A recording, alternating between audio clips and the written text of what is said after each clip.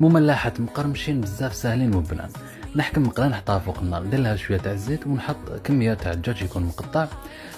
ندير لها شويه تاع لا شويه ملح، شويه فلفل كحل وشويه توم اللي يكون بودر.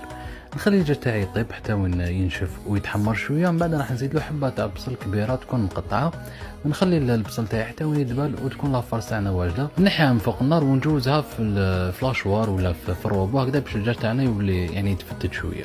ومن بعد نجي نزيد لافارس اون صوص فرماج، سواء تكونوا شريتوها ولا تكونوا وجدتوها في الدار ولا ديروا فرماج برك كيما حبيتو. نحكم الخبز تاع الطورتيه نقسمو على زوج، ندير فيه لافارس وندير كيما الحبه تاع البوراك هكذاك نغلقها كيف كيف، نجوزها في الفارينه ومن بعد في البيض ومن بعد في لا شابلور. نحط الحبات تاوعي في زيت تكون سخونه ونقليهم بزوج جوايه، ومن بعد نحي الحبات نحطهم في بابي ابسوربون. هامني كيفاش يجو بزاف بنان غير سيا.